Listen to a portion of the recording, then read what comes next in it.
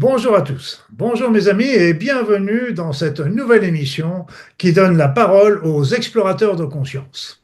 Et j'ai l'immense plaisir d'avoir aujourd'hui à mes côtés Philippe Bobola, que vous connaissez tous et que je connais depuis pas mal d'années et dont j'apprécie le travail et les talents. Bonjour Philippe. Bonjour Luc. Alors, je vais tenter une présentation de Philippe Bobola et je peux vous dire que ça n'a pas été très simple de la faire, mais je vais me lancer. Je vais me lancer. Alors, Philippe, tu as commencé par un doctorat en physique et tu as enchaîné avec la biologie, avec l'anthropologie, la psychanalyse et le coaching. Tout ça t'a amené à te passionner pour des sujets très variés comme le temps, la spiritualité, l'étude des religions, dont tu parles aussi de l'unité spirituelle que tu prônes pour le futur, le chamanisme, pour ne citer que quelques-uns de tes nombreux centres d'intérêt. Tout ce parcours t'a permis de comprendre le monde de la matière et du vivant, ce qui n'est pas un simple, ce qui n'est pas tout simple, mais aussi de prendre conscience, notamment lors de tes séjours chez les peuples premiers, que les croyances occidentales sont souvent erronées. Tu nous en parleras. Tu as été aussi enseignant, enseignant dans diverses universités, Paris 6, Paris 7, Créteil, etc. Tu es également le créateur du diplôme universitaire d'anthropologie médicale à l'université Kremlin-Bicêtre. Et on peut continuer comme ça en disant que tu es conférencier, que tu es auteur de nombreuses publications et que aujourd'hui, que tu transmets tes connaissances que je dirais pluridisciplinaires à travers des enseignements comme l'unité du savoir, dont tu nous parleras certainement à la fin de cette vidéo, des consultations individuelles qu'on peut retrouver sur ton site et sur ta page YouTube qui sont indiquées dans la présentation en dessous de cette vidéo. Est-ce que j'ai oublié quelque chose, Philippe? Ah non, non, c'est parfait. Bravo. Oh, oh, merci. Alors, je te propose de commencer fort. Oui, allons-y. Allez, on va commencer fort. La chute de l'Occident. Nous sommes en train de connaître une chute vertigineuse de l'Occident, une chute de la vision d'un Occident expansionniste, d'un Occident dominateur, et on est en train de développer un monde multipolaire, et puis aussi, et tu pourrais nous en parler, de nouveaux paradigmes. Qu'est-ce que tu penses de tout ça? C'est sûr qu'actuellement, on vit une déconstruction de l'Occident. Déjà, pour les citoyens, ils se rendent compte qu'on n'a jamais vraiment été en démocratie. La démocratie participative a été l'opportunité de la cooptation d'une classe qu'on appelle les élites, qui ont pris le pouvoir. On s'aperçoit également qu'on est en Absurdistan, notamment avec le réchauffement climatique. Voilà, c'est-à-dire que c'est une façon aussi d'enfermer les citoyens, parce que nous sommes faits de carbone, le gaz carbonique est imputé dans le réchauffement climatique, et donc en portant haro sur le carbone, eh bien c'est le vivant qui est attaqué d'une certaine façon. Alors on s'aperçoit alors, on le savait déjà, mais on est en train de le vivre. Il est plus difficile de déconstruire un atome que de pulvériser un préjugé, une croyance, disait Einstein, et c'est exactement ce qu'on est en train de vivre. Au-delà de ça, effectivement, on s'aperçoit que dans tous les domaines de la société, il y a un écroulement. Je pense à la pédagogie, que ça soit à la maternelle, au lycée, au collège, à l'université, que ça soit l'économie, évidemment, qui est malmenée actuellement. Que ça soit également la géopolitique, effectivement, l'Occident est malmené. Et l'Occident, d'une certaine façon, a régné au 18e, 19e, 20e. Et au début du 20e siècle, elle est en train de s'écrouler littéralement. Et peut-être ça nous amène à faire ce que Descartes appelait une tabula rasa, c'est-à-dire une déconstruction. Alors, on va prendre différents thèmes où, effectivement, les nouvelles technologies, notamment l'intelligence artificielle, nous amènent à reconsidérer notre pédagogie. On a formé entre guillemets, spécialistes, des gens qui ont une maîtrise d'un savoir, mais arrive l'intelligence artificielle qui déterritorialise le savoir, c'est d'essence une approche pluridisciplinaire. Et donc, c'est la fin du spécialisme et de la spécialité. Et Georges Bernard Shaw avait déjà perçu ça parce qu'il disait, à force de connaître tout sur rien, il parlait des spécialistes, on finit par connaître rien sur tout. Ce qui est assez juste, voilà. Alors, ce que nous a montré cette crise, c'est que peut-être ceux qui ont eu la lecture la plus pertinente et rapidement, ce sont les autodidactes. C'est-à-dire des gens qui n'ont pas un parcours universitaire, on va dire, classique, mais qui sont animés par la curiosité. Et donc, ça a créé un concept nouveau qu'on appelle la cyberlittératie. Ce sont des gens qui ont été chercher sur les sites qu'on peut trouver sur le net des connaissances et les ont reliées les unes aux autres. Et donc, c'est l'étymologie d'intelligence, ça vient du latin interlegere, ça veut dire relier les choses les unes aux autres, c'est évidemment résoudre des difficultés, s'adapter à des situations nouvelles et donner sens à ce qu'on vit. Donc, nos spécialistes ont été moins armés que les autodidactes pour pouvoir lire le monde. Bon, j'ai dans mes relations des gens qui ont toutes les options avec les vides teintés, normalien, agrégé, docteur dans une discipline. Et puis, il y a Monsieur Robert, au 58, vous voyez, il n'a même pas le certificat d'études, mais c'est un homme curieux. Et donc, il n'a pas d'autocensure et il avait une lecture de la situation qui était fort supérieur à des amis qui pourtant sont hyper spécialisés, certains ont plusieurs doctorats. Donc ça a montré les limites de la spécialité. Donc on rentre dans une période où l'être humain, s'il est monodisciplinaire, il risque d'être battu par l'intelligence artificielle. Donc on s'aperçoit que déjà les joueurs d'échecs, on pense à Garry Kasparov en 98, ou Lee Sedol pour le Go, peut-être les médecins, toutes les professions risquent d'être impactées par cette intelligence artificielle qui nous amène à rechercher ce qui fait la spécificité de l'être humain. Et donc, le docteur Laurent Alexandre, comme on dit, le bon docteur Laurent Alexandre, disait que dans les entretiens d'embauche à venir, on demandera aux prétendants qu'est-ce qui peut apporter de plus que l'intelligence artificielle ou les robots. Donc, je pense que c'est l'intuition. C'est-à-dire, on a développé, et c'était adapté au 18e, 19e, 20e, des spécialistes qui étaient entraînés à une analyse de la situation. Donc, c'est une approche analytique. Et ce qu'il faut, c'est une approche intuitive. Et donc là, ça va nous amener à retrouver ce qui fait l'essence de l'être humain. Ce n'est plus la mémoire. Donc, effectivement, par exemple, si on prend ton domaine, la médecine, je pense pas qu'on sélectionnera les médecins s'il en reste encore par un excès de mémoire, puisque effectivement, l'intelligence artificielle le fait. Alors, évidemment, comme toute technologie, c'est Janus.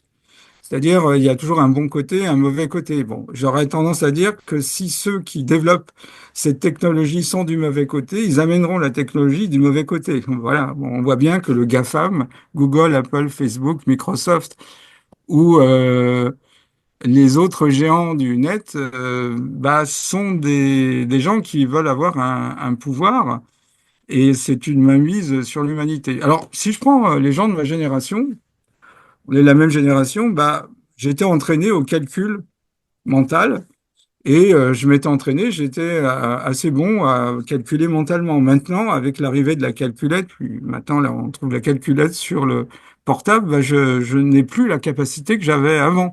Si je compare mes capacités actuelles à celles que j'avais avant, je suis en dyscalculie. Et ce qui m'inquiète un peu, c'est que les jeunes générations sont en train de perdre la mémoire puisque il y a le téléphone qui a un prolongement du cerveau. Donc, faut faire attention que l'intelligence artificielle ne soit pas un prolongement de notre cerveau et que notre cerveau subisse ce que les physiologistes appellent une involution par non-utilisation. Tout le monde sait que si à un moment donné on est alité pendant plusieurs semaines, bah, on va avoir une fonte musculaire, une fonte osseuse et ça sera plus difficile de remarcher. Il faudra à nouveau s'entraîner. Donc, c'est vrai que ça, c'est assez intéressant parce qu'on retrouve euh, les sociétés de l'Antiquité, en particulier la Grèce où il y avait la Pythie. Maintenant, la Pythie, ça sera l'intelligence artificielle.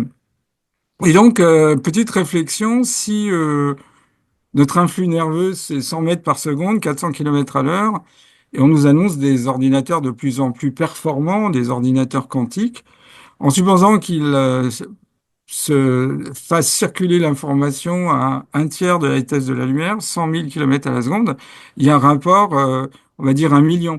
Donc ce qui va être posé à l'humanité, c'est quand même un enjeu important. Est-ce que l'humanité veut garder son humaine nature au risque d'être dépassée par la technologie, ou bien on va devoir être hissé au rang de ces nouvelles technologies? Alors ça me fait penser à deux auteurs de science-fiction phares. Isaac Asimov, un des représentants de la hard science-fiction, docteur en biochimie, il a enseigné la biochimie, etc., qui lui pensait que les robots allaient être hissés au niveau des humains. Et Philippe Cadic, qui lui a été dans un autre courant, pensait que l'être humain allait être abaissé au rang de robot.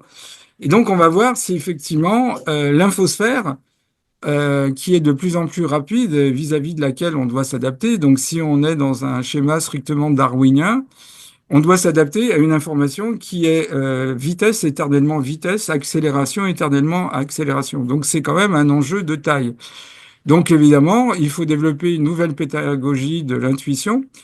Je pense aussi que le fait d'être plongé dans la pluridisciplinarité va amener des disciplines à évoluer. Puisque, par exemple, si on prend la biophysique, c'était la rencontre de la biologie et de la physique, mais la physique classique a un petit peu été orientée vers la biologie, mais pas la physique quantique. Donc, on a une biophysique tout à fait classique. Et il y a beaucoup de disciplines qui ont été issues d'un croisement. Par exemple, l'ethnomusicologie, c'est le croisement de l'ethnologie et la musique. Les- L'ethnozoologie, c'est le croisement de l'ethnologie et la zoologie. Donc, on verra comment ça va se mettre en place. Mais effectivement, peut-être qu'on n'ira plus à l'université si on fait un peu de futurologie. Peut-être que l'étudiant aura la possibilité de choisir son enseignant. On lui demandera s'il veut un enseignant avec les cheveux gris comme nous, ou au contraire jeune, un accent amusant, un homme, une femme, voilà. Donc on nous vendra ça en disant que finalement c'est mieux pour l'étudiant parce qu'on sait qu'il y a une part affective dans tout apprentissage et donc si on a un enseignant qui correspond à nos critères, on apprendra plus facilement. Mais le danger évidemment, c'est que on ait une involution de notre cerveau par non-utilisation et que chaque internaute devienne une synapse d'un cerveau géant. Et on rejoint tous les films de science-fiction qui ont eu un certain succès. Je pense aussi que dans la situation actuelle, c'est un retour à la spiritualité. Ça me rappelle une anecdote. Bon, on va en reparler dans quelques instants, si tu veux bien, Voilà. mais restons un tout petit peu sur le sujet, parce que c'est vrai que, tu vois, par exemple, pour la maladie d'Alzheimer, on dit bien qu'il faut se servir de son cerveau, et c'est très important, et que l'histoire toujours qu'on raconte, c'est que le cerveau ne s'use que si l'on n'en s'en sort pas, donc c'est un Oui, peu c'est le contraire de la pile Vondaire. ouais, c'est un peu comme les muscles, hein, c'est un peu Oui, pareil. oui, pareil. Et puis, avant de parler spiritualité, et ça, je suis content que tu abordes aussi ce sujet, mais restons un tout petit peu sur la notion de l'IA qui fait quand même peur dans le sens de ses capacités immenses, mais on sait aujourd'hui qu'elle est capable de mentir, de cacher un certain nombre d'informations, de cacher comment elle fonctionne. On lui donne de plus en plus de pouvoir au niveau de l'armée en particulier. On fait des robots soldats qui sont capables de tirer donc sur des humains. On fait des robots sexuels également. Donc c'est tout. Et que penses-tu? Et il y a aussi la notion, et pour moi, je suis assez partisan du fait que un jour, peut-être avec l'IA quantique, etc., je suis persuadé que l'IA aura une conscience. Et elle sera très différente de celle de l'être humain, bien sûr, tout comme celle des animaux peuvent être différentes des Mhm. nôtres, mais elle aura aussi une conscience. Que penses-tu de tout ça et des dangers possibles de l'IA? Tu l'as un peu dit tout à l'heure en disant que Bah, c'est un outil et ça dépend de celui qui va la programmer, évidemment. oui, oui, bien sûr. Effectivement, il y a une orientation dès le départ. Je trouve que, comme c'est Janus, effectivement, avoir un robot qui fait le ménage, si on prend cet exemple un peu trivial, ça peut être un gain de temps.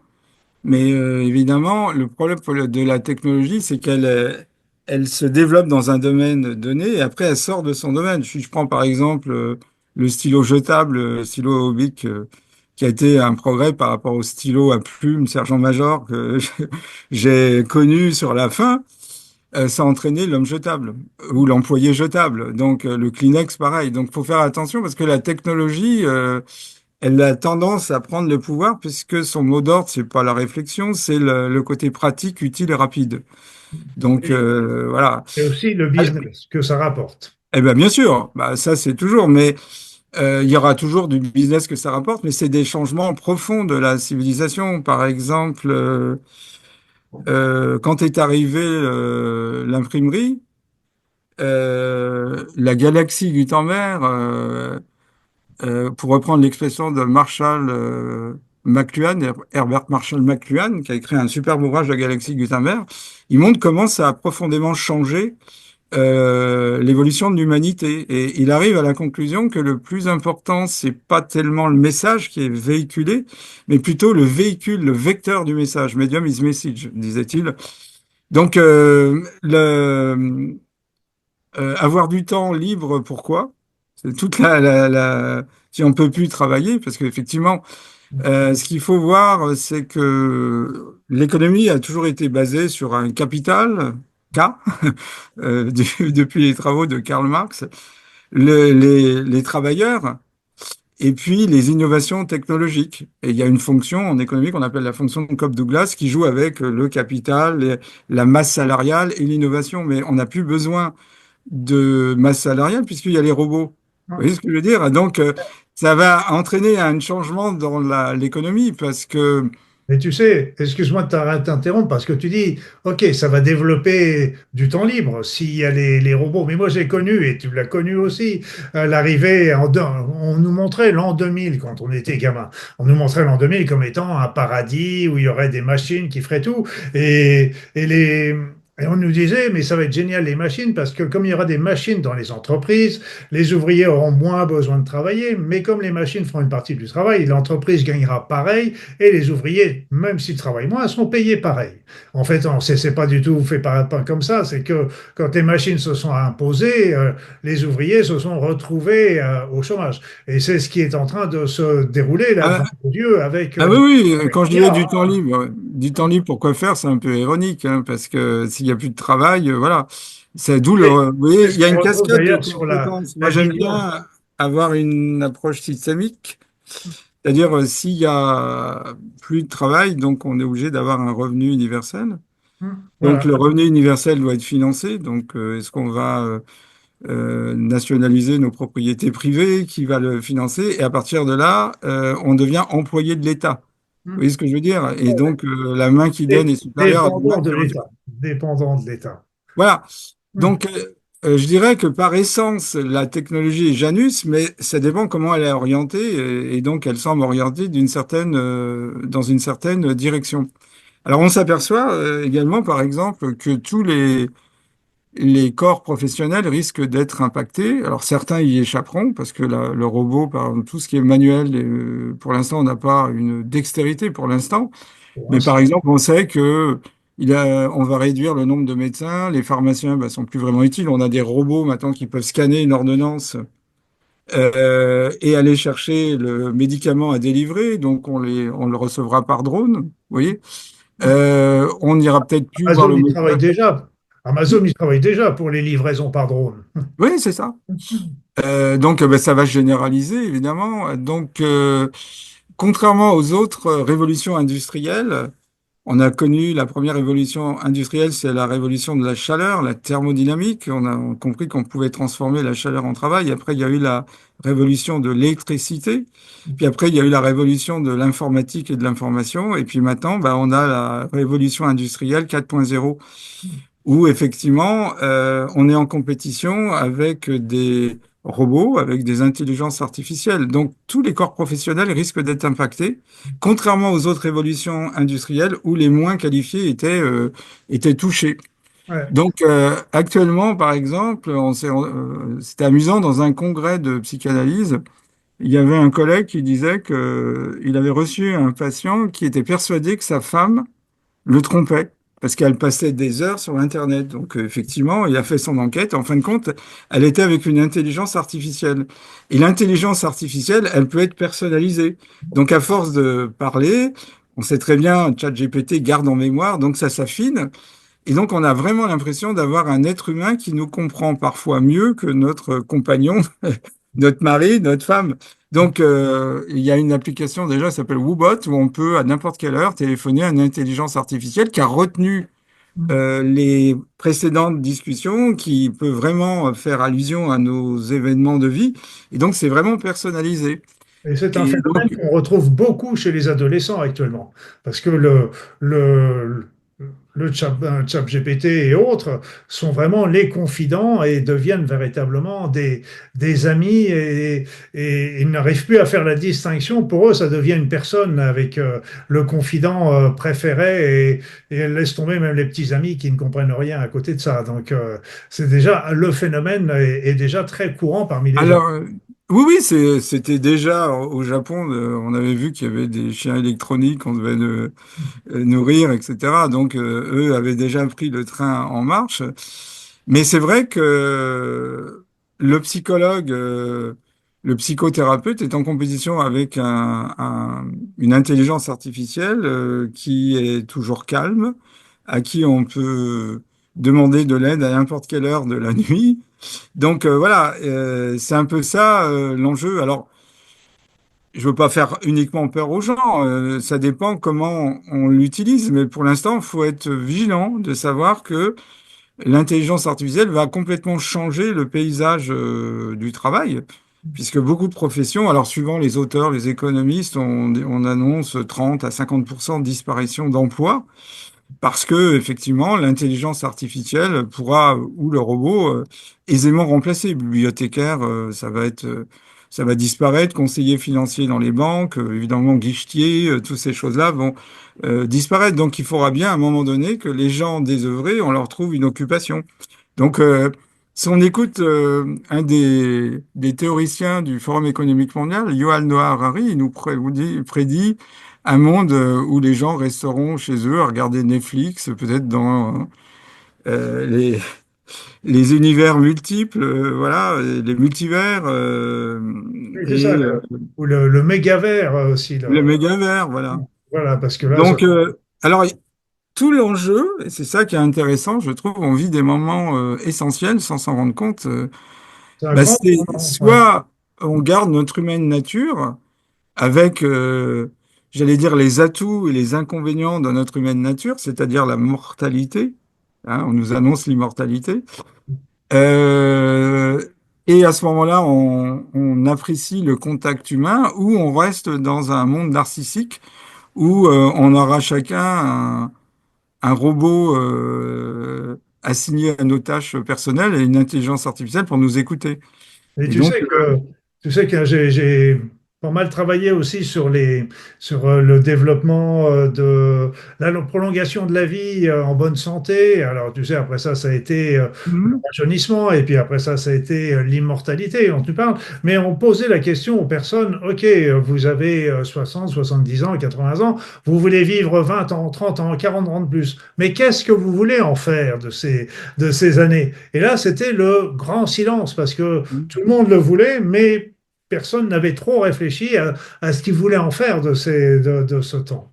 Et pour rejoindre un petit oui, peu un autre mot que tu as dit et qui m'a fait très plaisir, c'était le développement de notre intuition. Parce qu'en fait, je pense que même par rapport, même si on est prévisible avec les algorithmes et tout ça, j'avais lu un une interview faite par un prix Nobel et lui disait bien que ses découvertes, il les faisait d'abord par l'intuition et après ça, il allait les prouver scientifiquement. Mais j'ai trouvé ça intéressant que, que l'intuition rentre dans le scientifique, et, alors qu'on est toujours en train de prôner le scientifique pur et dur. Et c'est souvent ce petit éclat de génie qui fait que la personne va découvrir quelque chose d'extraordinaire.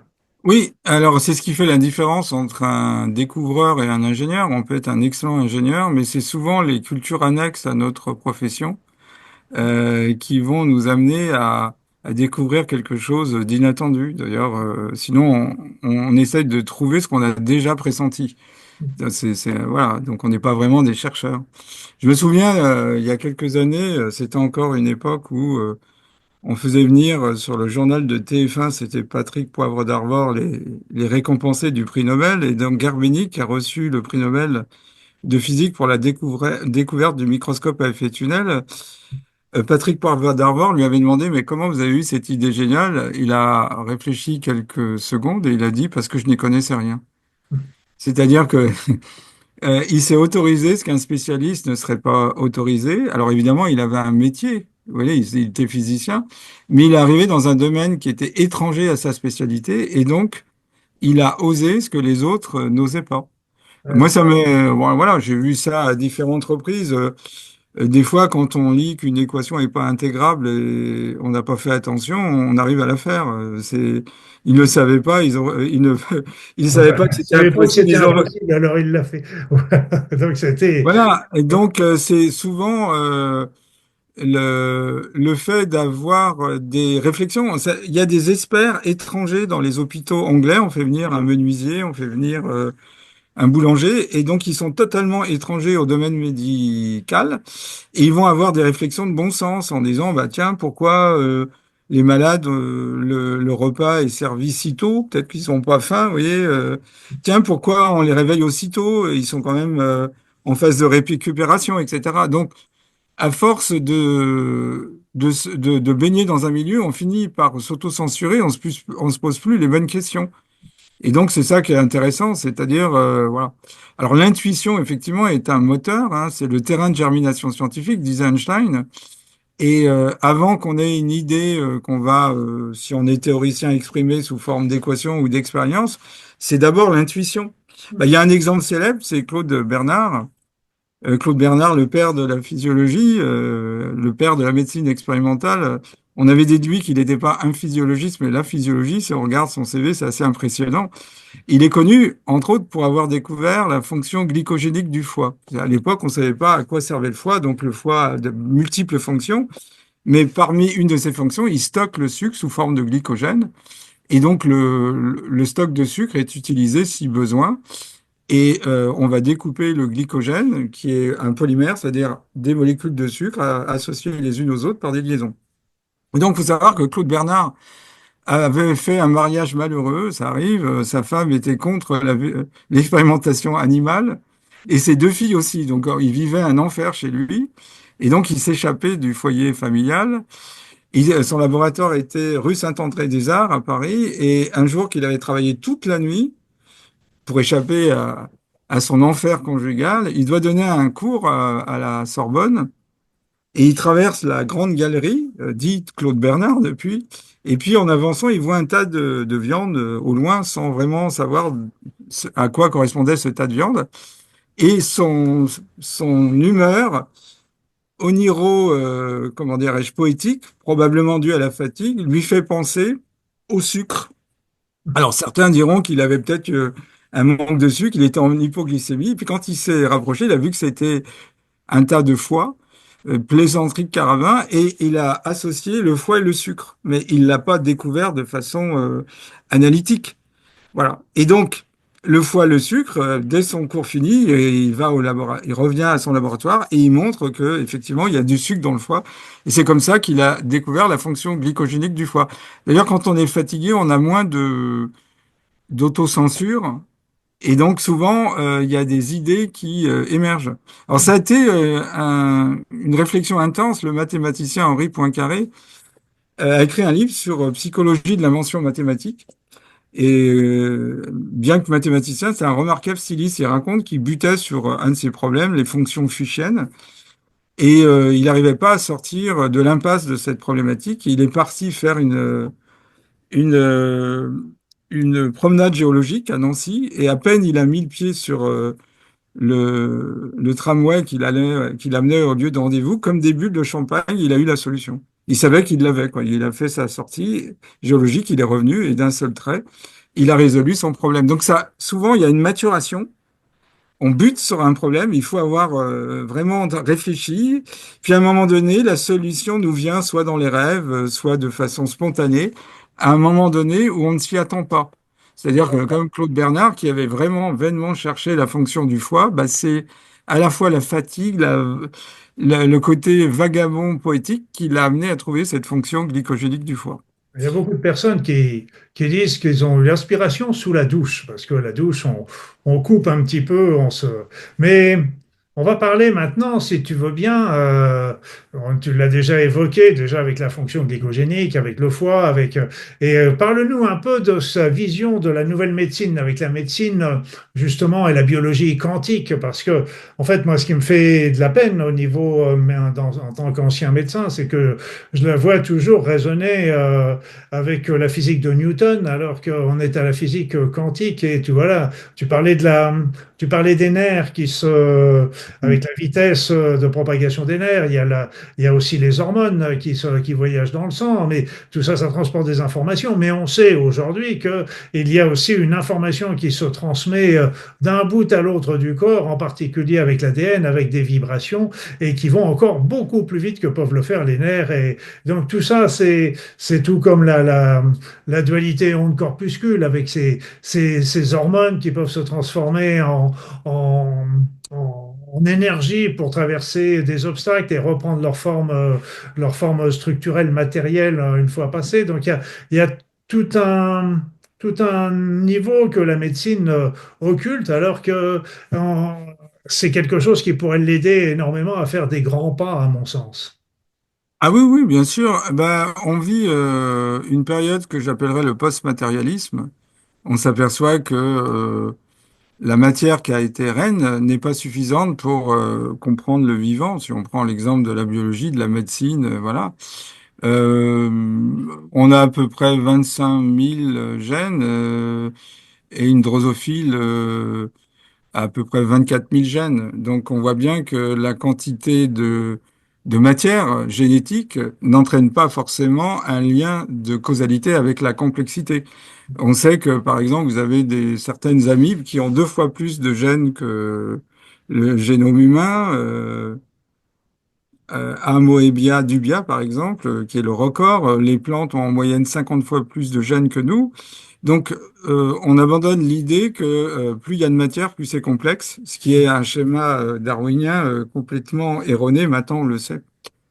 Alors, bah, déjà en physique classique, pour un physicien, une molécule, c'est un dipôle électrique, ça émet des ondes électriques et magnétiques. Mais effectivement, la physique quantique a été plus loin en montrant que, contrairement à la physique classique où la matière et les ondes, les vibrations, la lumière sont incompatibles, c'est la raison pour laquelle il y a la mécanique qui décrit comment les objets matériels se déplacent. La mécanique céleste décrit le mouvement des planètes. Et puis d'un autre côté, vous avez l'optique qui décrit un être immatériel qui est la lumière et qui peut interagir avec la matière de différentes façons. La lumière peut être réfléchie, diffusée, diffractée, absorbée. Avec la physique quantique, c'est d'ailleurs un Français, Louis de Broglie, et, et j'ai eu l'occasion de le voir sur la fin de sa vie, et il expliquait qu'un jour qu'il était au théâtre, le lacet de ses chaussures s'est défait, et il a vu, vous savez, comme tous les lacets de chaussures, surtout à l'époque on avait des brodequins, il y a un petit bout en cuir. Et donc, ça flottait dans l'air. Le bout de cuir lui a fait penser à une particule et à une onde associée. Et comme c'était un bon théoricien, ben, il a fini par trouver l'équation qui associe à un objet microscopique, un objet quantique. Alors, j'appelle objet quantique une particule qui est plus petite qu'un atome, une molécule. Maintenant, on commence à envisager que des cellules auraient une dimension vibratoire qui est associé à la vibration matérielle. Et on s'est rendu compte que plus l'objet est petit, plus on exacerbe sa dimension vibratoire. Donc effectivement, on s'aperçoit que c'est un pan très important. Par exemple, je reprends, on sait que le Bombyx mori, le papillon du ver à soie, la femelle envoie des phéromones, c'est-à-dire des hormones, des molécules qui sont expulsées à l'extérieur du corps de la femelle. Et jusqu'à 15 km, un mâle peut recevoir l'information, rejoindre la femelle et se reproduire. Alors si on réfléchit, vous voyez, ça tient pas la route parce que la vision officielle, c'est que dans les antennes du papillon mâle et femelle, il y a des pores, des trous qu'on appelle les pores sensillaires et qui sont d'une dizaine de nanomètres. La taille d'une molécule, c'est de l'ordre du nanomètre. Donc, il faudrait que la molécule diluée dans des millions de mètres cubes d'air, on se demande si le vent est contraire, aille se loger dans les pores sensillaires. C'est comme si on demandait à un tireur à l'arc les yeux bandés de mettre sa flèche dans le mille à des milliers de kilomètres. Donc, ça tient pas la route. Et finalement, Callahan, qui est un biologiste et naturaliste, est arrivé à la conclusion que les antennes du papillon, mâle et femelle, le Bombyx mori, ont des qualités d'émetteurs et de récepteurs. C'est la même chose, par exemple, en endocrinologie. Une glande émet une hormone, elle est véhiculée par le sang, mais comment elle va aller rejoindre le tissu cible? Il faut bien qu'il y ait un téléguidage. Donc officiellement, c'est le mouvement brownien qu'on compare souvent au mouvement des alcooliques, qui n'est jamais un mouvement en ligne droite, mais en ligne brisée, qui amène l'hormone véhiculée dans le sang, dans les 5-6 litres de sang, à rejoindre un organe cible. Si ça se passait comme ça serait trop lent. Et d'ailleurs, Leninger, qui fut un remarquable pédagogue, puisqu'il a écrit un ouvrage qui a fait date, que tous les étudiants de biochimie connaissaient, avait constaté que le temps nécessaire in vitro pour qu'une hormone aille rejoindre son récepteur, d'une façon générale, on dit un ligand qui aille rejoindre son récepteur, était 10 fois plus long que dans le corps. Et donc, le corps, tout le système circulatoire, joue le rôle de condensateur. Les globules rouges ne sont pas uniquement véhiculés par le sang et obéissent aux lois de la mécanique des fluides, physique classique, mais sont magnétoportés. Donc, on a une magnétoportation qui vient s'ajouter à la mécanique des fluides. Donc, on commence à se rendre compte que les molécules ont une dimension vibratoire, que cette dimension vibratoire téléguide la molécule, en l'occurrence l'hormone, et le récepteur lui aussi, il y a une espèce de résonance, comme un missile qui serait programmé pour aller rejoindre sa cible. Alors effectivement, ça semble un petit peu étrange pour les gens qui n'ont pas vraiment réfléchi au sujet, mais quand vous allumez votre télé, c'est bien à distance, pour votre voiture, c'est bien à distance, et donc vous ratez pas votre cible. Donc il y a bien une dimension vibratoire. Alors évidemment, si on au départ, on se dit, bah, l'atome, il est onde et corpuscule. Après, les molécules sont ondes et corpuscules. Vous voyez, c'est le et qui est important. C'est pas ou, mais et. Donc, c'est inclusif. Puis après, si on réfléchit, bah, les cellules sont faites de biomolécules, c'est-à-dire des sucres, des protéines, des acides gras et même des mélanges, des lipoprotéines, c'est-à-dire d'un mélange de gras et de protéines ou des glycoprotéines. Et toutes ces molécules ont une double dimension onde et corpuscule. Donc, à partir du moment on comprend ça, on imagine mal comment, en passant des molécules, même des biomolécules aux cellules, ça disparaisse. Bah, à ce moment-là, les tissus et les organes ont cette dimension double, onde et corpuscule. Donc, ça veut dire que des organes aux tissus, des tissus aux cellules, des cellules aux molécules et des molécules aux atomes, et même les constituants, bah, il y a toujours cette double dimension qui est une dimension ondulatoire et corpusculaire. Donc, de là, à partir de là, on ouvre un pan qui a donné lieu à de nombreuses polémiques. La chromothérapie, est-ce qu'on peut soigner par des couleurs, par des ondes? Bah, la réponse est oui, puisque le vivant ayant une dimension vibratoire, on peut très bien envisager que la vibration soigne la vibration. On peut envisager qu'un magnétiseur, lui, il émet des ondes, c'est des champs magnétiques, donc là aussi, on comprend que ça puisse agir. Et puis on pourrait multiplier les exemples. Les aiguilles d'acupuncture qui sont faites de deux métaux, on sait que quand vous mettez deux métaux dans de l'eau salée, il y a un courant électrique. Donc ce courant électrique, il est véhiculé par des guides d'ondes qui sont les méridiens et les points d'acupuncture. D'ailleurs, un point d'acupuncture, c'est un point biologiquement actif. Alors on l'a démontré, le premier c'est Reinhold Woll, qui était un médecin autrichien, puis après les appareils se sont développés. Il s'était rendu compte que on peut raisonner en conductivité ou en résistivité. La résistance, c'est l'inverse de la conductivité. Plus un élément est conducteur et moins il est résistant, ou plus il est résistant et moins il est conducteur. Donc si on raisonne en résistance, en dehors du point d'acupuncture, on a 3 millions de ohms. L'ohm, c'est l'unité pour mesurer la résistance. Et sur un point d'acupuncture, c'est 10 000 ohms.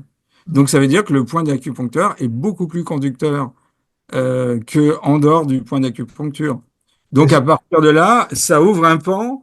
On sait que quand on pique un point d'acupuncture, il y a des champs. Donc il y a plein de Et puis, d'énergie. parce on a aussi des appareils qui nous permettent de repérer les points. Et moi, j'étais acupuncteur autrefois et en fait, je me suis aperçu que les énergies, les pensées qu'on pouvait avoir en tant que praticiens étaient comme si ces petites aiguilles qui étaient plantées aussi dans le corps du patient étaient des émetteurs-récepteurs, mais aussi récepteurs des énergies qu'on pouvait Ah, envoyer, des énergies positives. Et ça rejoint aussi les travaux qui avaient été repris par Luc Montagnier à la fin de sa vie sur les... Parce que tu parles des couleurs, mais il y a aussi des choses extraordinaires avec la musique, avec ah oui, oui, la c'est 432 un. Hz, etc. Et aussi les ondes électromagnétiques qui ont montré, par exemple, que selon leur fréquence, pouvaient déclencher des maladies, mais aussi pouvaient les soigner. Je ne dis pas forcément les guérir, c'est à voir, c'est à suivre, mais c'est tout un pan de la médecine qui est en train de se développer, parce que là, tout ce que tu as dit est très intéressant et très important. Tu montres les bases, mais il faut comprendre aussi pour les personnes qui nous écoutent que tout ça, ça va avoir des conséquences importantes du côté de la pratique médicale. Quelque part, il n'y aura plus forcément besoin de transmettre les médicaments sous forme pondérale en les Libéral, oui, bien et sûr. on pourra les transmettre d'une autre manière. Et il y en a beaucoup qui travaillent dessus déjà aujourd'hui Ah oui, avec oui, la tout à fait. musique, avec les champs électromagnétiques, avec les couleurs. Ben, Non. oui, il y a un appareil, la morathérapie, qui est dû à Morel et Reich, qui ont fait de l'électroacupuncture. On envoie la vibration du médicament. Après, vous avez les systèmes C'était d'analyse non linéaire qui sont des issus des grands techniques. précurseurs, cela, Voilà, voilà, monothérapie. russe. Donc, si vous voulez, il y a un champ qui s'ouvre. On parle de biophotomodulation. On peut vraiment moduler les réactions chimiques par la lumière. Donc, voilà, j'ai restreint, mais on pourrait multiplier effectivement les approches qui ne seront plus uniquement basées sur la matière. C'est pour ça que je parle de post-matérialisme. D'ailleurs, un raisonnement très simple. On parlait de la dualité onde-corpuscule. Euh, une onde, c'est un sommet, un creux, un sommet, un creux. Hein. Par exemple, le courant qui nous éclaire chez nous, c'est 50 Hertz, c'est 50 sommets, 50 creux. Et un hertz, c'est un sommet, un creux. On appelle ça aussi un cycle.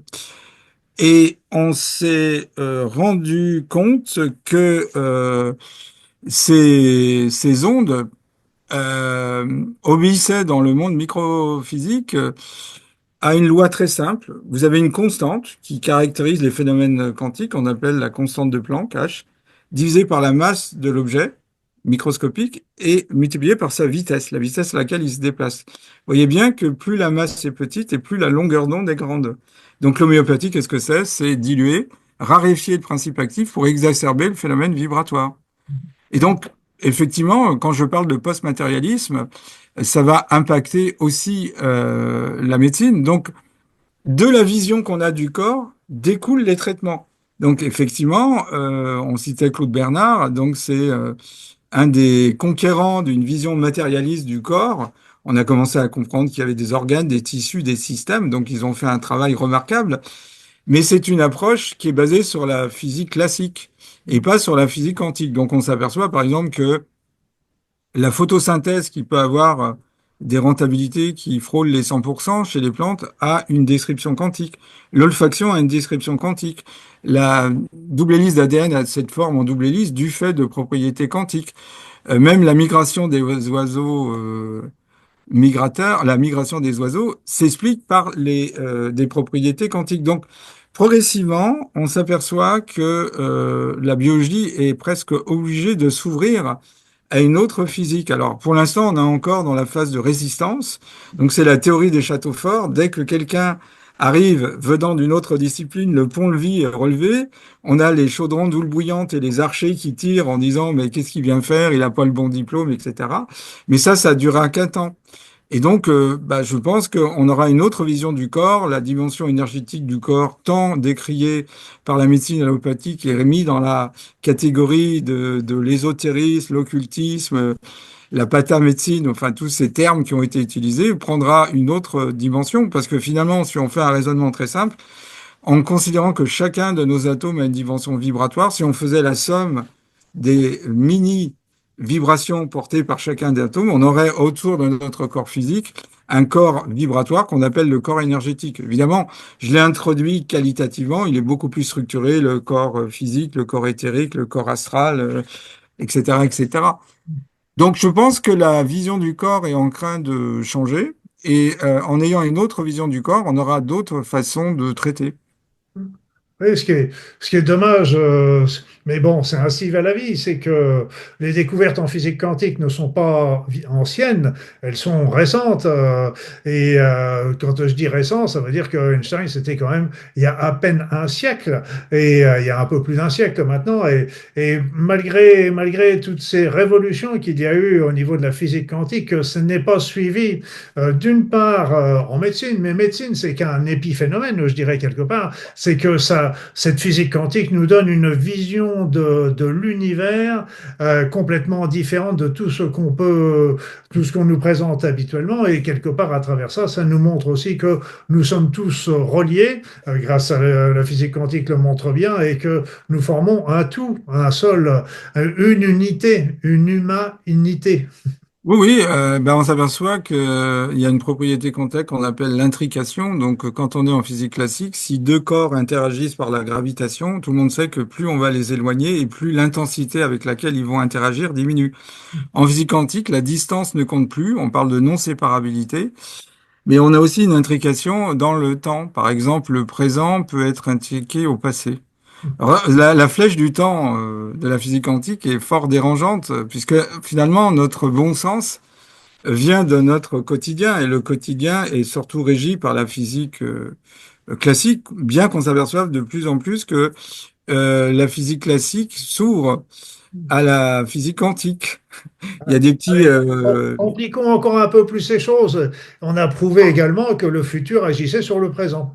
Tout comme Oui, le passé. oui, tout à C'est fait. bien que le passé agit sur le présent, mais là, que le futur agisse sur le présent. Non, mais là, voilà, et on a même réussi à démontrer expérimentalement que si on interroge au présent une particule, on change son passé. C'est beaucoup plus perturbant. Donc, la flèche qui sous-tend la physique classique, c'est une droite avec une flèche au bout qui indique qu'il y a un écoulement unidirectionnel.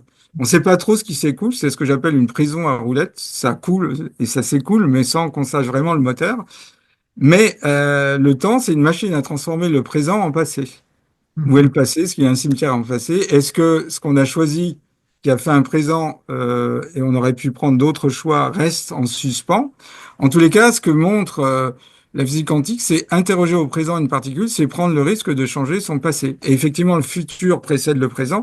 Donc les polarités passé, présent, futur peuvent interagir de façon classique, c'est-à-dire le passé fait le présent et le présent fait le futur, ou le futur précède le présent peut charger le passé et le présent peut interagir sur le passé. Donc, effectivement, ça donne raison à des psychologues comme Anne Ancelin-Schustenberger qui avaient vu qu'on pouvait souffrir de mots qui nous appartenaient pas. Et donc, c'est aussi l'objet des constellations familiales, de la biopsychogénéalogie, c'est de désintriquer, c'est-à-dire une personne qui est intriquée avec un membre de sa famille qu'elle parfois n'a pas connu et elle vit dans sa vie par intrication des choses qui ne lui appartiennent pas.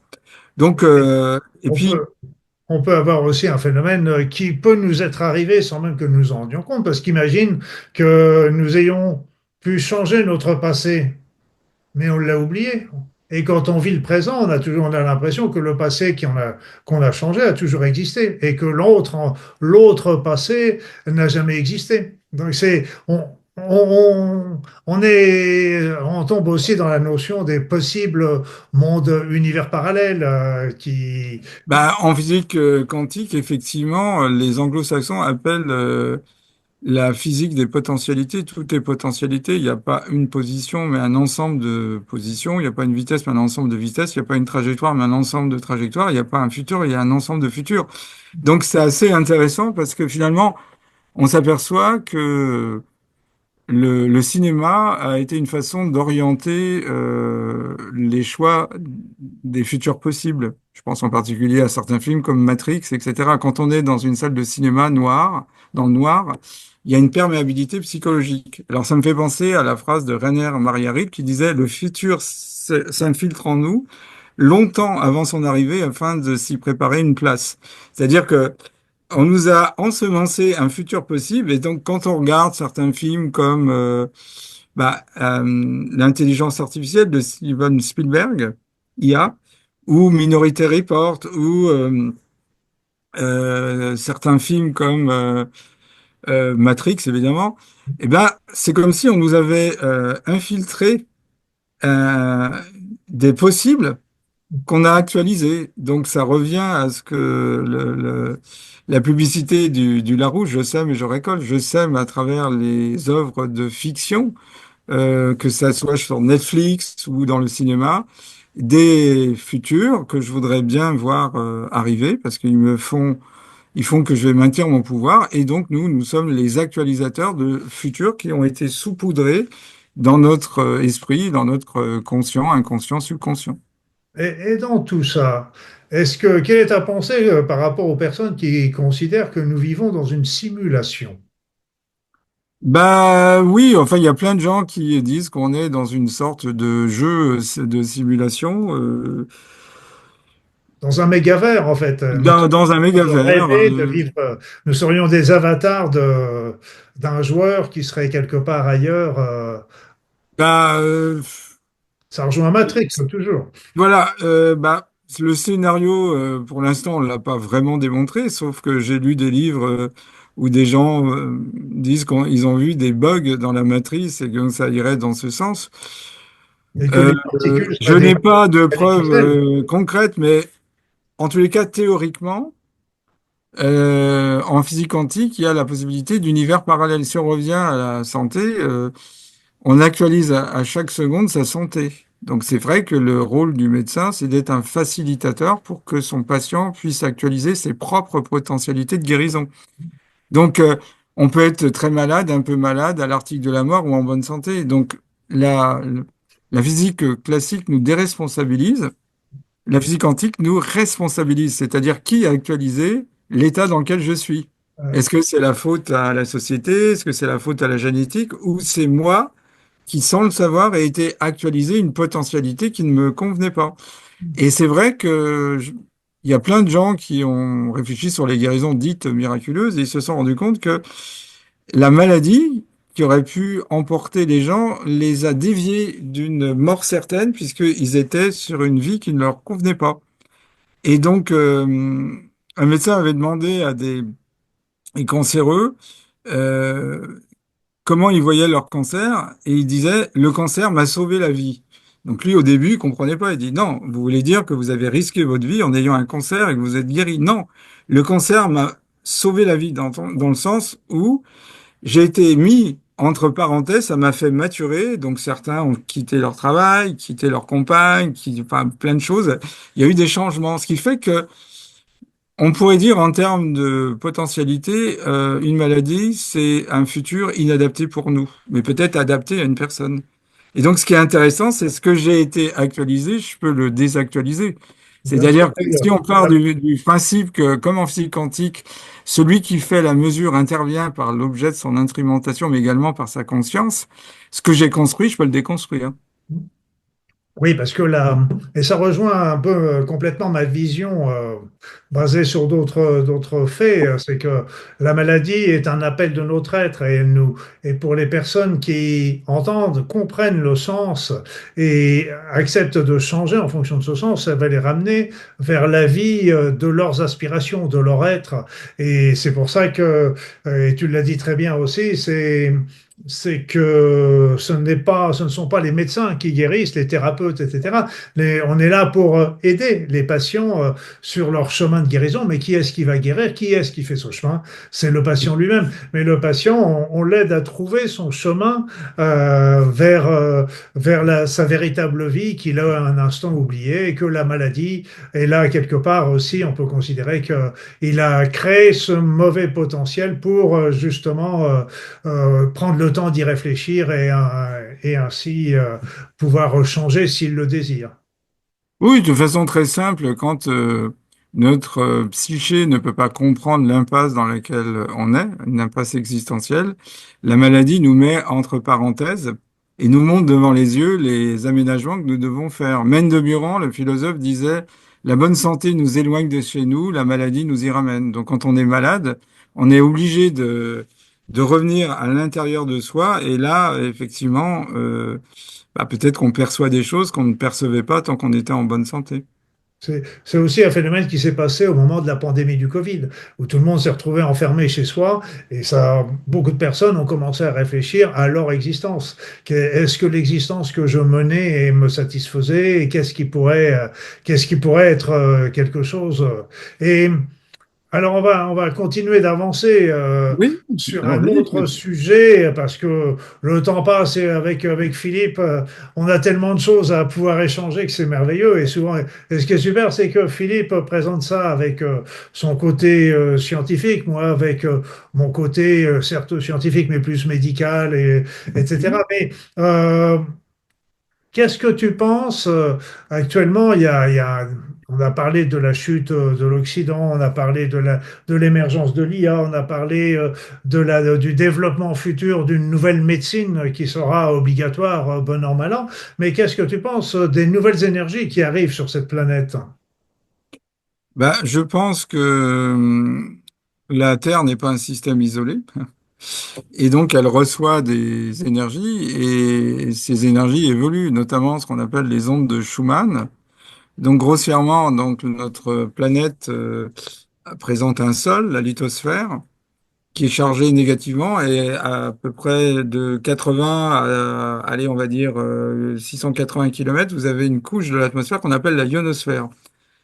Ce qui fait qu'on est entre deux condensateurs. Alors, ce qu'on appelle un condensateur, c'est une plaque positive et une plaque négative.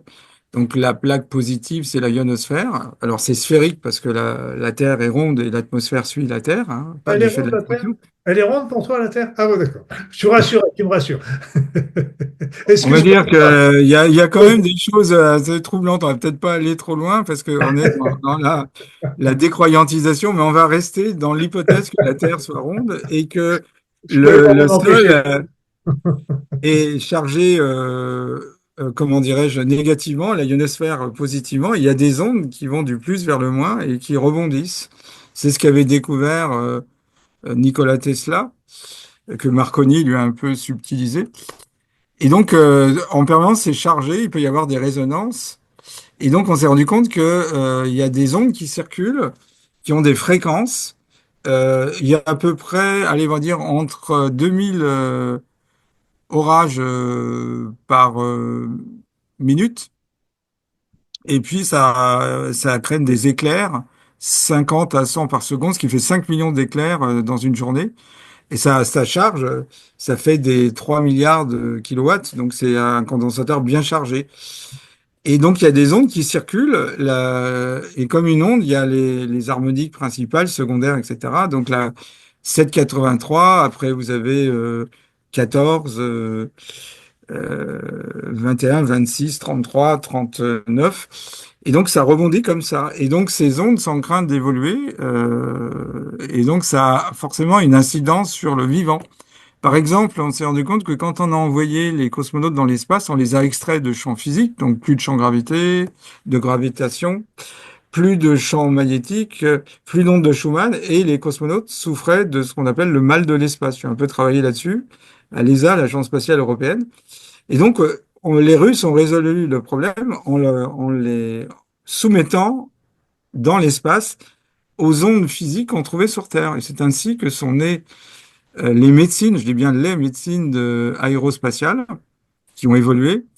Et donc, ça a donné tous ces appareils des Russes. Donc, effectivement, si l'énergie du cosmos change, bah, ça change aussi sur Terre. Donc, on est très dépendant de ces ondes. D'ailleurs, à la grande surprise, on a envoyé dans l'espace des œufs de salamandre et on s'est rendu compte qu'ils se développaient différemment en microgravitation.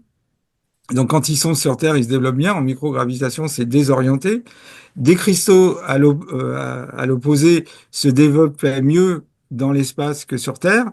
Et on s'est rendu compte que la vie s'était développée avec ces champs. Donc, si la vie s'est développée avec ces champs et que ces champs évoluent, bah, ça a forcément une incidence. Alors, effectivement, on parle d'une espèce de conscience. Donc, peut-être que la Terre, symboliquement, nous demande d'avoir une conscience plus élevée que celle que nous avions avant. Et donc, il est un peu normal que, actuellement, on soit dans une sorte de chaos, de fièvre mondiale, où l'Occident est le point de l'épicentre du bouillonnement. Et là, d'ailleurs, nous vivons d'énergie, et ça, c'est encore, on peut présenter ça comme étant une belle théorie. Bon, déjà, les Chinois nous l'ont montré, les médecins indiens également avec l'Ayurveda, mais il y a aussi une étude, une expérience, une triste expérience qui avait été faite sur des lapins dans des cages plombées qui, au bout de quelques jours, une semaine ou deux, je ne sais plus, alors qu'elles étaient nourries et hydratées comme d'habitude, mouraient parce qu'elles étaient privées de ces ondes environnementales. Et en fait, ces ondes environnementales sont importantes pour notre vie, mais aussi si elles montent en fréquence, si elles changent de fréquence, eh bien, ça va aussi obligatoirement, comme on l'avait vu tout à l'heure, nous sommes faits de vibrations, nous sommes des êtres vibratoires, et chaque organe, chaque particule est vibratoire. Donc, si les vibrations qu'on reçoit sont de fréquence plus élevée, ça va avoir aussi des répercussions sur nous et sur tous nos différents corps que Ah tu oui, oui, bien sûr. Bah, les ondes du cerveau, on sait que elles sont calées sur les ondes du cerveau. Il y en a les ondes bêta, c'est entre 25 Hz et 12 Hz, et puis alpha, c'est entre 12 et 7 Hz, et puis après vous avez 7 et 4, c'est l'onde θ, delta. Donc le fait que la Terre augmente ces ondes de Schumann, c'est corrélé d'ailleurs à l'activité solaire, hein. Il faut savoir que depuis une vingtaine d'années, le système solaire est en pleine ébullition. Vous voyez, le champ magnétique des planètes géantes a augmenté son volume 2 fois. Donc voilà, la Terre se met à l'unisson de tout ce qui est en train de se passer. Alors il y a plein de mythes, notamment chez les peuples dits traditionnels. Il est dit que du centre de la galaxie, il y a une onde qui part et qui balaye tout ce qui n'est pas en accord avec le principe créateur. Donc effectivement, il y a nécessité de se rehausser. On peut dire que nous sommes le corps du système nerveux que constitue la Terre. Il y a des courants qui circulent, hein. Euh, les, les peuples traditionnels, d'ailleurs, décrivent des circulations qui sont dues au cosmos. Chez les Indiens Kogi, ils font référence à un espace couplé au nôtre qu'ils appellent Aluna. Et donc, il y a des lignes qu'ils voient, d'autres qui sont invisibles. Et c'est pareil pour les aborigènes australiens, etc. Donc, il circule sur la surface de la Terre des énergies. D'ailleurs, vous avez des études qui ont montré que ça obéit au solide platonicien. Il y a 60 points fondamentaux qui correspondent comme en acupuncture les maîtres points. Et donc, comme par hasard, bah, on trouve le lac Titicaca, la pyramide de Gizeh, etc., qui sont des points nodaux de cette grille énergétique. On peut parler de grille énergétique. Donc, on sait aussi que la Terre est un être vivant, ou quasiment vivant, pour reprendre l'expression de Jeff Lovelock. Donc, il y a des évolutions au niveau de ces ondes. Donc, effectivement, l'humain qui vit en interaction avec les ondes qui circulent sur Terre et qui viennent du cosmos ne peut que évoluer puisqu'il doit s'adapter à ces ondes. ils évoluent très bien, hein, mais les humains ont tendance un petit peu à freiner leur propre réception ou leur propre évolution à cause justement des croyances ou des éléments qu'on leur a fournis depuis l'enfance et qui, même la science a souvent été sur des bases qui étaient théoriques, qui a servi pour avancer dans la découverte, dans les découvertes, mais Ah oui, oui. en médecine qui sont souvent erronées, malheureusement.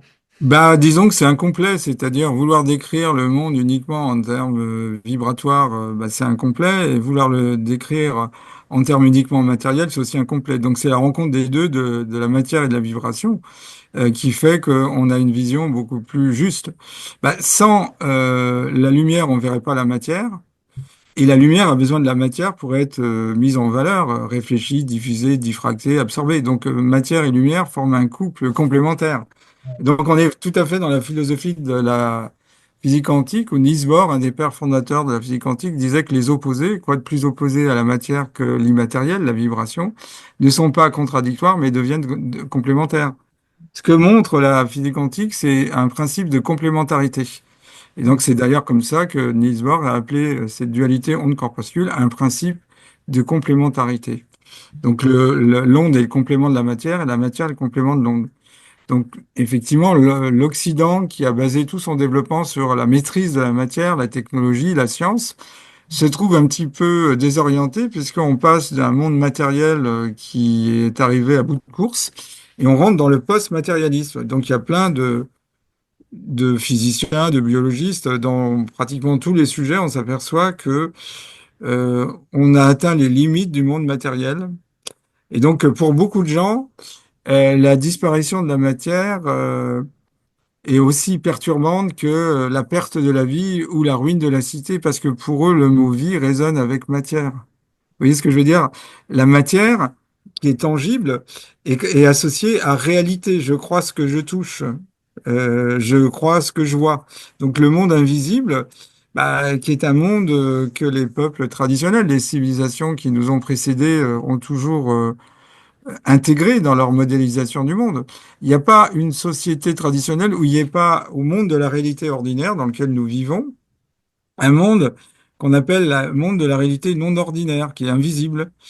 Et donc, il faut deux mondes couplés, un monde invisible et un monde visible. D'ailleurs, ça amène une réflexion simple en physique. Quand vous avez une même grandeur à des valeurs différentes, bah, il se passe quelque chose. Quand vous avez une source chaude et une source froide, il y a un transfert thermique. Quand vous avez une charge plus et une charge moins, vous avez un champ électrique qui va du plus vers le moins.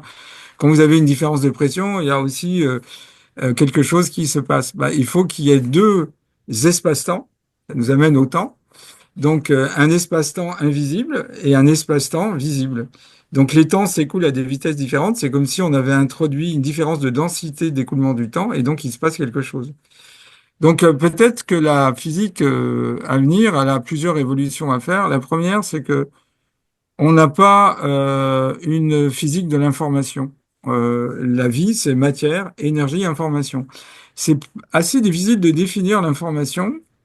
Étymologiquement, c'est mettre en forme, mais la meilleure définition que j'ai trouvée, c'est celle de Norbert Wiener, le père de la cybernétique, qui dit l'information n'est qu'information, elle n'est ni masse ni énergie, mais néanmoins, elle a besoin de cette matière et de cette énergie pour être véhiculée.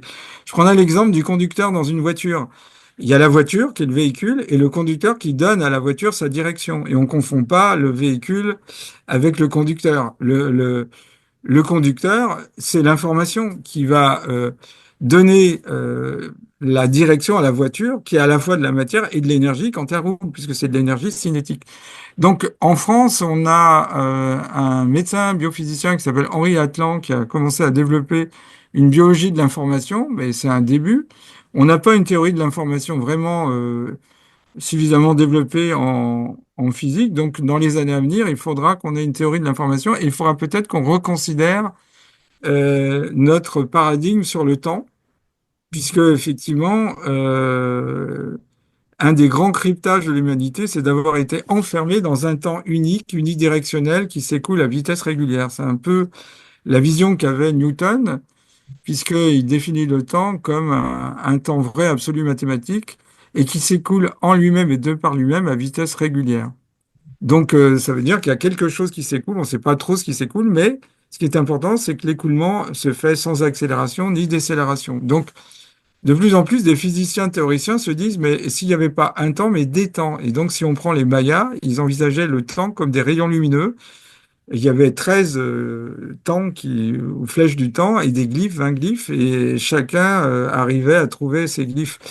Donc, on peut très bien envisager un temps qui s'écoule lentement, qu'on pourrait appeler un passé par rapport au présent, un passé potentiel, et un temps qui s'écoule plus rapidement, qu'on pourrait appeler un futur potentiel par rapport au présent.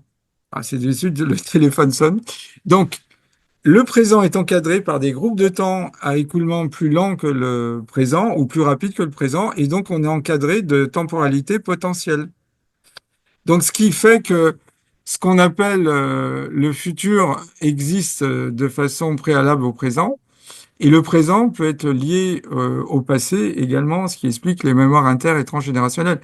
Et on justifie ainsi les peuples dits traditionnels qui demandent toujours aux ancêtres les informations nécessaires pour prendre une décision au présent et amener un futur. Parce que le présent est toujours intriqué au passé des ancêtres. Donc, je pense que le prochain souffle de la physique sera un souffle où on va changer notre modélisation du temps et notre euh, vision de la biologie va intégrer l'information. Je crois que tu avais publié il y a quelques années un livre. C'est vrai qu'on sait que ces travaux de Laurent de Gauss, une cellule cancéreuse, alors ça a été testé pour un type de leucémie qu'on appelle les leucémies à promyélocyte aiguë. Si on la soumet à des transrétinoïdes, elle redevient normale. Et donc le concept d'un cancer qui se développe d'un point de vue unidirectionnel est un petit peu mis à mal au profit d'un processus qu'on appelle la réversion. C'est-à-dire qu'une cellule, c'est en quelque sorte une délinquante vibratoire. C'est ainsi que Georges Lakhovsky, un des premiers à utiliser les vibrations pour soigner, voyait la cellule cancéreuse. Et donc, en la réinformant, elle peut redevenir normale et de façon définitive. Donc, ce qui fait que l'opération, la radiothérapie, la chimiothérapie peuvent être relativisées puisque finalement, on joue sur l'information. Si on ne tient pas compte de l'information, on se dit que, à juste raison, une tumeur va dans un sens unidirectionnel et pour arriver à l'arrêter, bah, faut soit opérer, exérer chirurgical, soit faire de la radio, de la chimio. Et je pense que dans les années à venir, ce type de traitement sera remis en cause parce que on intégrera l'information à ce niveau-là. D'ailleurs, curieusement, le corps devrait être modélisé. Toutes nos cellules reposent sur un tissu conjonctif. Et donc, la définition même de la vie est erronée, parce qu'on, si on regarde un livre de biologie, on nous dit que la cellule, c'est l'unité fondamentale du vivant, c'est la plus petite portion de matière qui puisse vivre isolée et puis qui puisse se reproduire. Et donc, on oublie que la vie, c'est la cellule et le tissu conjonctif. D'ailleurs, cellule, ça vient du latin cellula, c'est la cellule de moine. Mais il y a le tissu conjonctif est essentiel à la vie. Et ça ressemble étrangement au tissu spatio-temporel que les astrophysiens ont mis en avant, ont modélisé. Einstein le premier avec la relativité générale, c'est-à-dire l'espace serait une sorte de toile de trampoline sur lequel on met des objets célestes plus ou moins lourds et qui vont déformer cette toile de trampoline. Bah, une tumeur, quand elle se développe excessivement, ça déforme notre tissu spatio-temporel, qui est le tissu conjonctif, et donc ça a des conséquences. Donc je pense que dans les années à venir, l'intrusion d'autres disciplines, alors la médecine a beaucoup profiter de la physique à travers la radiologie. C'est assez étonnant de voir, par exemple, vous avez un beau cliché de RMN, donc c'est de la physique quantique, la physique du noyau, résonance magnétique nucléaire, et le cancérologue, quand il reçoit un beau cliché, en quelques secondes, il va passer d'une physique quantique qui lui a apporté le cliché qui permet de bien visualiser la tumeur, la localiser, voir la gravité, etc., etc., à une stratégie de traitement qui relève de la physique du 19e siècle, c'est-à-dire exérèse chirurgicale, on amène la masse. Radiothérapie, on agit par la matière sur la matière. Euh, non, radiothérapie, on agit par les ondes sur la matière. Et chimiothérapie, on agit par la matière sur le tissu. Oui, oui, bah, de toute façon, bon, on va pas critiquer ce qui a servi beaucoup dans les soins et qui sert toujours pour les soins. Et maintenant, on a aussi tout ce qui est l'immunothérapie qui s'est aussi beaucoup Oui, développé. oui, bien Et sûr. le fait que c'est vrai que j'avais sorti un livre, et j'en ai reparlé dans un de mes derniers livres d'ailleurs, de ces phénomènes de réversion cancéreuse, dont un certain nombre se font même spontanément au sein des tumeurs. Les guérisons miraculeuses ou dites miraculeuses, ou c'est à peu près en cancérologie une guérison sur 100 000 patients. Mais on a des cas de... Pas de guérison miraculeuse. On parle de rémission spontanée ou de guérison inattendue. Mais Ouais, attention, par exemple, dans certaines... attention à tes termes, Philippe. Donc, il faut à un moment donné Un arriver à... changeant, oui. Voilà. Alors, je vais en dernier, parce qu'on a parlé de plein de choses là aujourd'hui. Donc il y a beaucoup de choses qui changent, beaucoup de choses qui sont en cours de transformation, avec la chute de l'Occident, avec l'arrivée de l'IA, avec cette physique quantique qui va s'installer aussi progressivement dans un certain nombre de domaines, et on a parlé beaucoup de la médecine. Donc je dirais, quel serait ton conseil pour que les personnes qui nous écoutent se préparent justement à tous ces changements qui sont en cours et puissent les vivre, je dirais, d'une manière plus sereine, parce il va y avoir surtout, il va y avoir des choses qui vont tous nous bousculer, c'est clair. Bah, je crois que si j'étais le principe créateur et que je voulais que mes créatures évoluent, peut-être que je les amènerais au bord du gouffre. C'est-à-dire que la solution, elle est spirituelle. Alors, dans tout ce qu'on a dit, effectivement, on n'est pas en train de faire une critique du passé. Ça a été des étapes nécessaires, comme la cancérologie actuelle a été une étape nécessaire. Mais effectivement, on s'ouvre à d'autres dimensions parce que la science avance. D'ailleurs, Victor Hugo disait, la science cherche le mouvement perpétuel, mais le mouvement perpétuel, c'est elle. C'est elle. Elle avance tout le temps. Elle avance en se raturant elle-même. Donc, la dimension spirituelle, je vois par exemple de plus en plus de gens sont intéressés par la spiritualité. Et dans les cas extrêmes, je vais prendre un exemple, ce qui m'avait fait sourire. Avec deux amis, on avait décidé de faire une croisière plusieurs jours sur un bateau. Puis à un moment donné, il y a une grosse tempête. Et on avait un bateau qui n'était pas non plus si solide que ça, et on s'est demandé si on n'allait pas y passer. Et sur les trois, il y en avait un qui s'était déclaré athée, voilà. Et qu'est-ce qu'on a vu? Avec étonnement, qui s'était mis dans le cockpit et il s'est mis à prier. Donc spontanément, alors qu'il s'était déclaré athée, il a fait appel à une dimension supérieure, comme s'il y avait une espèce de sursaut.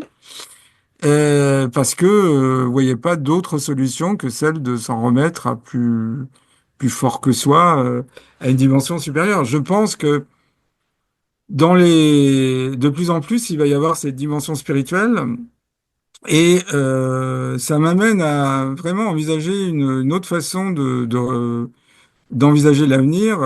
Évidemment, on peut manifester, on peut mettre dans sa vie des oppositions, mais si effectivement le futur précède le présent, bah, ça serait bien d'aller choisir un futur dans lequel on se sent à l'aise. Donc, c'est un peu la mort de l'Occident, mais c'est aussi la mort de nos croyances qu'on est en train de vivre. Il y a une espèce de mise au point, vous voyez, sur tout ce qu'on doit abandonner et ce qu'on est prêt à accueillir. Et donc la dimension spirituelle, c'est un peu ça. On dit que philosopher, c'est apprendre à mourir. Mourir à quoi? À ses croyances, à ses certitudes. Donc on est amené à mourir aussi en tant qu'occidentaux à toutes ces croyances auxquelles on avait adhéré plus ou moins fortement, mais qui sont fondamentalement remises en cause. Et donc cette dimension spirituelle, ça nous amène à rejoindre un peu les peuples traditionnels, hein, qui ont toujours envisagé un univers invisible, s'en remettre à l'univers invisible. Et c'est un peu ce que je vois, c'est un peu une bataille du temps qui est en train de se mettre en place sur la planète. Il y a la vision que peut avoir le Forum économique mondial où effectivement on veut nous amener dans un système extrêmement fermé, les villes 15 minutes, beaucoup de choses qui sont de l'ordre de l'interdit. Vous n'aurez rien, vous serez heureux, etc., etc. Et puis de l'autre côté, il y a des gens qui ont envie de maintenir le lien avec ce qui a fait l'humain, le contact, le groupe, l'humaine nature, etc. Et c'est un peu ça qui est en train de se faire entre le passé de l'humanité et puis un futur qui est complètement coupé du passé. Parce qu'effectivement, on voit bien qu'on arrive à des choses assez curieuses. Parce que une des conséquences euh, du fait qu'on n'a pas un temps mais des temps, c'est que nous avons tous un double. C'est-à-dire qu'on vit simultanément ici-bas, mais en même temps, on est lié et cet autre nous-mêmes est informationnel et il est en mesure d'aller trier ses futurs potentiels qui sont les meilleurs pour nous. Le fait que notre double soit lié à un espace-temps, le temps s'écoule plus lentement, fait que lui, il a une vision différente de nous. Ses émotions de base sont hautes. C'est la joie, la bienveillance, c'est pas la colère, la peur, le stress, l'anxiété, l'angoisse. C'est autre chose. Donc, s'en remettre à ces dimensions supérieures, ne pas mettre de doute et lui demander d'aller chercher les meilleurs futurs potentiels pour nous deux. Finalement, quand on regarde sur la Terre, il y a les gens de pouvoir, ça représente un tout petit pourcentage. Alors on s'est rendu compte que ceux qui ont une soif de pouvoir sont souvent dans la catégorie perverse narcissique, hein, voilà, je ne vais pas développer plus. Et puis la grosse majorité des gens bah, ont envie de vivre paisiblement, ont envie de vivre en bonne entente avec les autres. Moi, j'ai voyagé, j'ai visité un certain nombre de pays. Moi, j'ai vu une humanité bonne, qui n'avait pas envie de nuire à son prochain et qui, bon, évidemment, avait pour objectif de privilégier sa famille, mais sans être forcément nuisible pour les autres. Et donc, il faut revaloriser l'humain parce qu'on a tendance à considérer que l'humain est le cancer de la création. Non, je pense que il y a une toute petite, un petit pourcentage de gens qui, pour se sentir exister, ont besoin d'imposer une forme de dictature mondiale. Et bon, pour l'instant, ils ont raté vraiment leur coup parce que la mondialisation n'aurait pu fonctionner que si l'ensemble des pays avaient pris le train en marche. Mais il commence à avoir une, euh, une tension. Et donc, on a les BRICS, les globalistes, les mondialistes. Bon, malheureusement, en Europe, on est plutôt dans le camp des mondialistes pour l'instant. Mais je pense que la dimension spirituelle amènera des meilleures potentialités. C'est à la portée de tout le monde, ça coûte rien. C'est indépendant de la culture et de l'intelligence des gens. C'est tout simplement un élan du cœur qu'il faut mettre dans sa vie pour que les choses s'arrangent. C'est comme une dilution homéopathique. Je crois qu'à chaque fois qu'on se laisse aller à une colère, à une angoisse, à un stress, à une tristesse, à une dépression, bah, on pollue. C'est ce que disent d'ailleurs les peuples traditionnels. Par exemple, un peuple avec qui j'ai beaucoup travaillé, les Arhuacos et les Kogi, deux peuples qui vivent dans la Sierra Nevada Santa Marta, ils ont un espace invisible qui s'appelle la Luna. Ils disent que nos pensées ont pollué à Luna et qu'on faut dépolluer à Luna. On dépollue à Luna par des danses, des rituels, mais aussi en changeant ses pensées. Donc on doit se déprogrammer et abandonner comme un serpent qui mue, qui abandonne son ancienne peau pour se fabriquer une nouvelle peau. On doit se fabriquer de nouvelles croyances, repactisées avec cette dimension humaine qui fait que, comme disait Aristote, l'être humain a toujours été un animal de groupe. On est fait pour vivre ensemble et en bonne entente. On n'est pas fait pour vivre en guerre. C'est un message simple. C'est un peu le message que tous les éveillés, entre guillemets, ont donné dans leur époque. Tu feras pas à autrui ce que tu voudrais pas qu'on te fasse.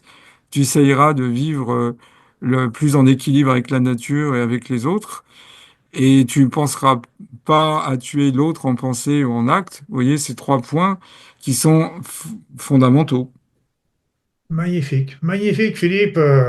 Je suis complètement en adéquation avec ton langage et je te rejoins complètement. Et c'est vrai que cette période actuelle, moi, je présente ça souvent comme un fil, tu vois, qui se tend, où d'un côté on a ce qu'on nous impose avec la géopolitique actuelle, et puis on a les aspirations profondes vers la spiritualité, comme tu le dis.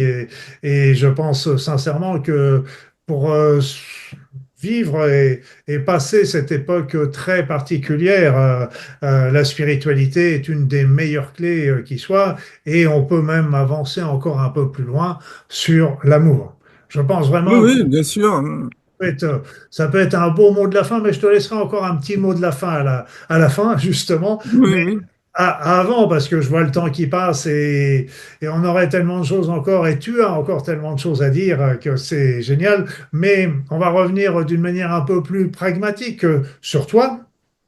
Hmm. En fait, au travers de tous les discours que tu viens de tenir et là, les spectateurs pourront apprécier ton immense savoir et ta culture qui est intarissable, je dirais, quelque part. Et donc, toi, tu les transmets. Tu les transmets à travers tes formations, hein, donc il y a l'unité du savoir, et à travers des consultations individuelles. Je te répète que les liens seront sous Oui, la oui. vidéo avec la présentation. Donc, tu pourrais nous parler un petit peu de Oui, cette transmission d'enseignement?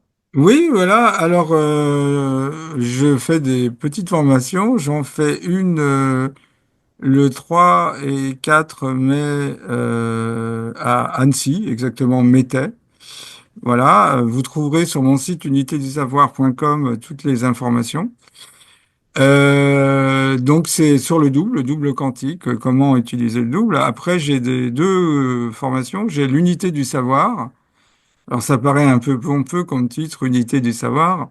C'est tout simplement relier le savoir des sciences humaines et des sciences dures, parce qu'effectivement, les sciences humaines vis-à-vis des sciences dures paraissent molles et les sciences dures paraissent inhumaines. Non, il faut qu'à un moment donné, il y a une espèce de, comme la dérive des continents qui a amené ces savoirs à se séparer, il faut les réunifier.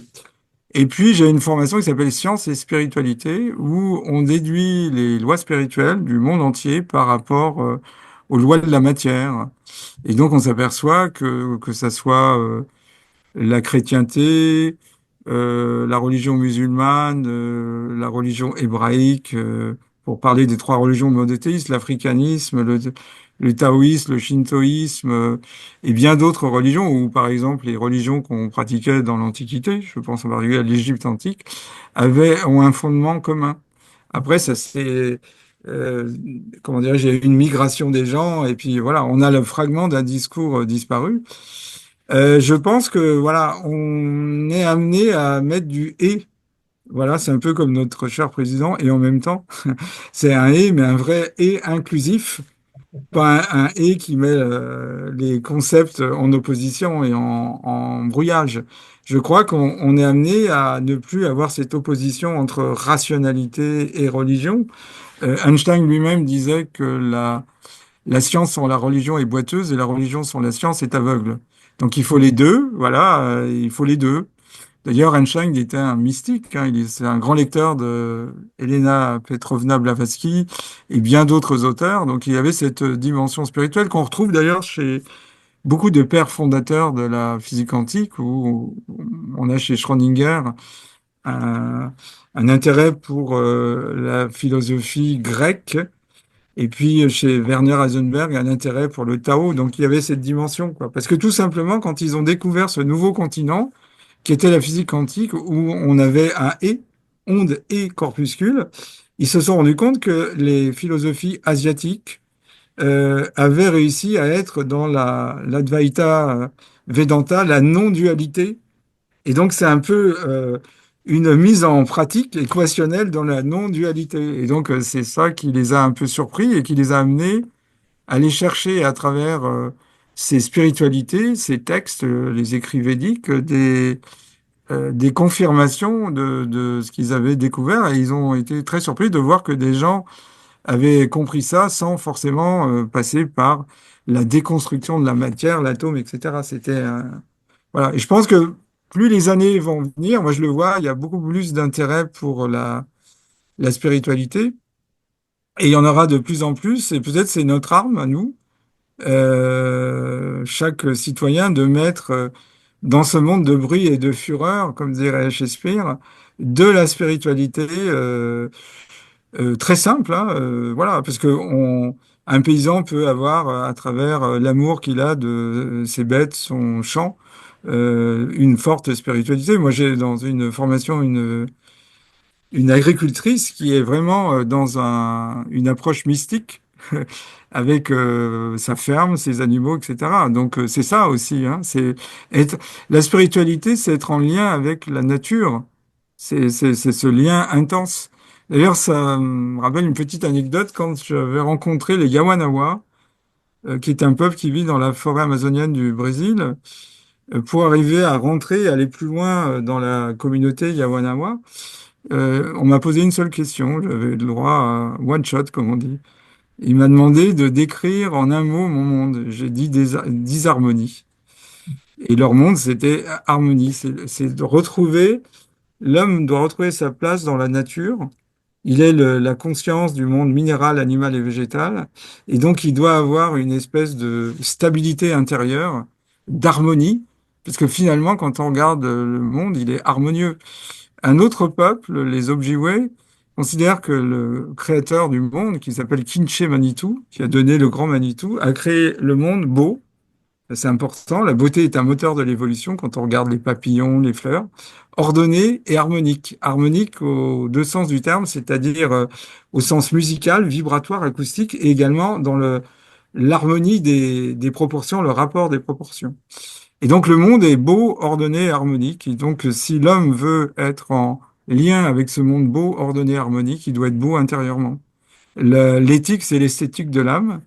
Donc il faut que l'Occident retrouve son esthétique intérieure, l'esthétique de son âme, et retrouve l'harmonie qui a fait sa renommée à une époque et qui malheureusement, avec le temps, a donné plutôt une vision plus déconstructrice et désharmonieuse. Voilà. Bah, Alors, écoute, vous retrouvez toutes les informations. Bah, je te donnerai mon site, unitésavoir.com. Vous y trouverez toutes les informations pour cette formation sur le double quantique, sur l'unité du savoir et sciences et spiritualité. oui, oui, j'ai bien noté ton. Ah, est-ce que c'est pas coupé? Voilà ce que je propose, plus après des conférences. Allô? Est-ce que tu me Ah, reçois? Ah oui. oui, c'était un peu coupé là. Oui, oui, bah écoute, de toute façon, tout ça, ce sera bien inscrit sur la présentation en dessous, comme tout à l'heure. Et je pense qu'on peut en rester là, mon ami Philippe. Ah oui, bah avec plaisir. Les Ça a été les très. derniers Tu m'as phrases, donné l'énergie pour être, on voilà. pourrait continuer bien longtemps, c'est clair. Mais je pense que là, les dernières phrases que tu as dites sont magnifiques et je pense qu'on peut rester Oui, oui. sur ces pensées, si tu es d'accord. Ah oui, oui, tout à fait, tout à fait. Ok. Voilà, bah, écoute, à l'occasion, il faudrait qu'on refasse un autre dialogue sur Oh les thèmes que bah, tu dis. ce sera toujours avec plaisir, en présentiel ou par Zoom, ce sera toujours avec plaisir. En tous les cas, je te souhaite le meilleur et puis bah, je te Et dis toi aussi, je te souhaite le meilleur dans ce que tu entreprends et puis bah, vive la vie, hein. Comme et disait. voilà. Et au revoir à toutes les personnes qui nous ont écoutés et j'espère que ça vous aura, je suis sûr que ça vous aura intéressé. Je vous souhaite à toutes et à tous le meilleur dans votre vie. Eh ben, moi aussi, le meilleur à chacun de nos auditeurs et une vie la plus agréable possible.